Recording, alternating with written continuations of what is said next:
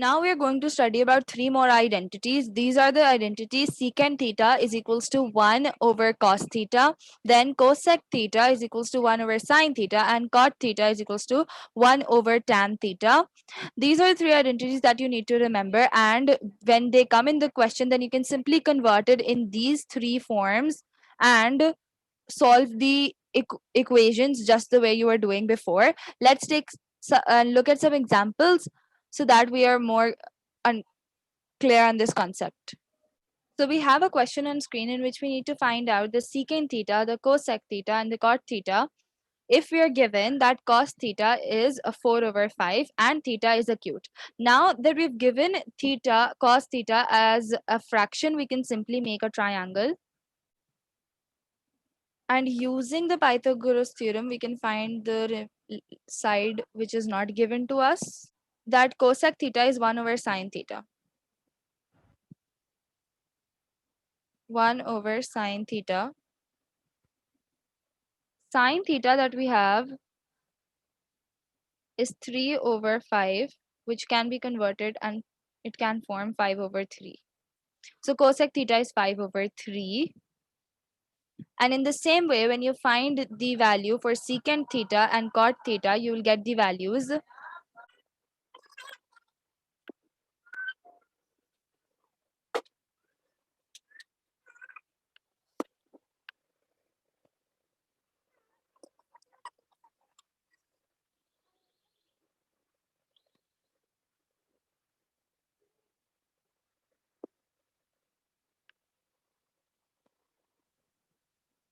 You can check your answers. If you're not getting the answers, then you can check it again. Now, another question that we need to do regarding these three identities is, you have the question on the screen.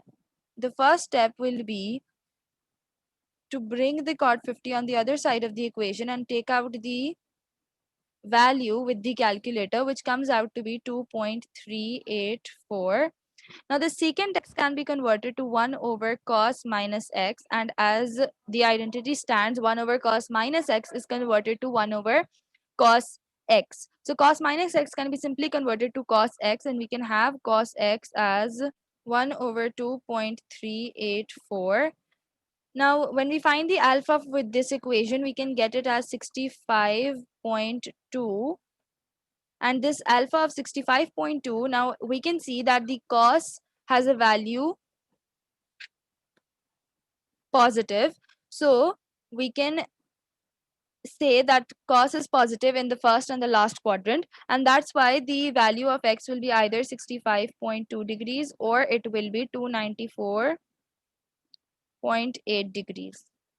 And that's how you can solve the equation in a very similar way as we were doing for the previous trigonometric ratios. Now we'll be doing some identities and we're going to prove those identities, and we're going to learn how to use those identities in solving and proving the equations. So the first identity that we have is tan theta is equals to sin theta over cos theta.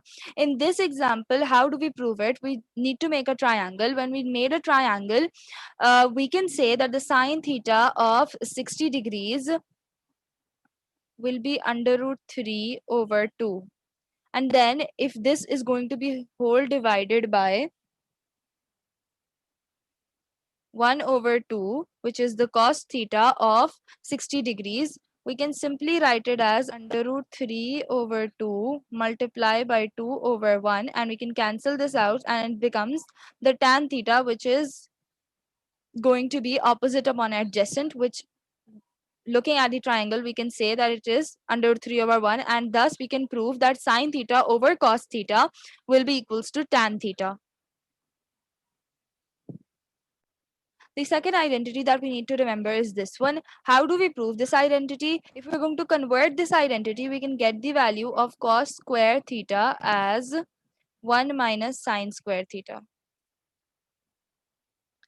Just putting this value of cos square theta in terms of the original cos square theta, we can say that sin square theta plus 1 minus sin square theta will give us 1, because this positive and the negative sin square theta is going to be cancelled, and thus we can say that we've proved this identity.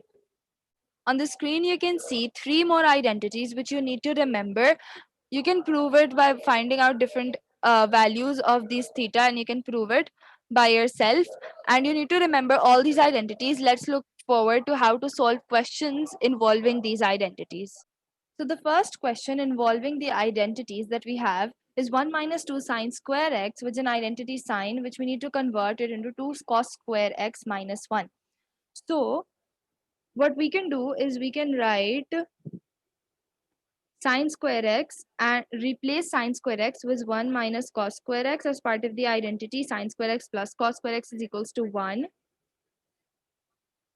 which will become 1 minus 2 plus 2 cos square x, which ultimately gives us the result 2 cos square x minus 1. That's how you have proved. The second question that we have involving the identities is sine square x plus tan square x multiplied by sine square x will be equals to tan square x. Now I need to show that this part, the left hand side, will be equals to the right hand side. What we can simply do is take sine as common from both,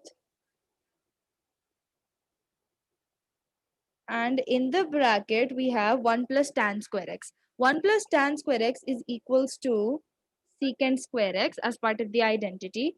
So sine square x is multiplied by secant square x, which is basically multiplied by sine square x multiplied by 1 over cos square x, because secant x is equals to 1 over cos x, and thus we square, and then sine square x upon cos square x becomes tan square x, and that's how we can prove that the right hand side is equals to the left hand side. Another question that we have is on the screen. Now that you can see that we need to prove that right hand side will be equals to left hand side. So we're going to start working on the left hand side. Now we need to bring this 3. So the first step that we need to do is take 3 as common, and we're going to get 1 minus 2 cos square x in the numerator upon the same denominator.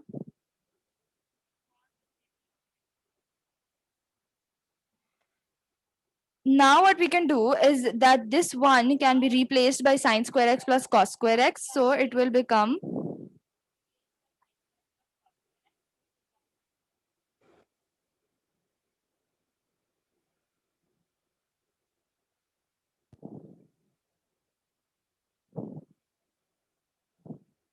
why did we replace this 1 with sine square x plus cos square x? Because that would be the only possible step in order to convert this into the right hand side, and we can usually try different steps and see what's leading us in the right way. And so in the numerator, this cos square x and this minus 2 cos square x, they can get subtracted. So what we have left is 3 sine square x minus cos square x. Now there is, unfortunately, there is no identity for this sine square x minus cos square x, and that's why we need to see that this is an identity of a square x minus b square x.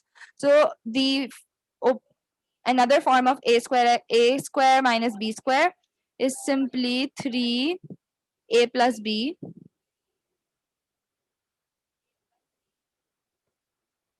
and a minus b upon the denominator sine x over cos x. Sorry, I've made a mistake. This was sine x minus cos x. So now that we can see that the all the numerator, everything in the numerator is being multiplied, so we can just cancel this and this because they are same, and it becomes 1, and thus we can say that what we are left with is equals to the right hand side 3 sine x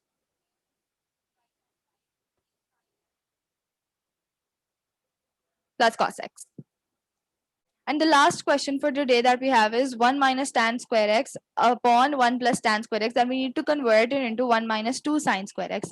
So what we're simply going to do is add the identity, and we are going to start from the left hand side, and we can add the identity 1 plus tan square x equals to cos square x. So the numerator remains the same, And in the denominator, we can have secant square x.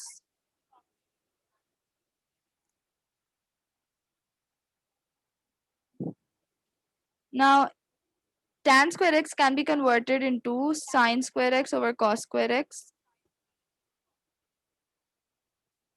And if we bring this secant square x in the form of cos square x and we multiply it,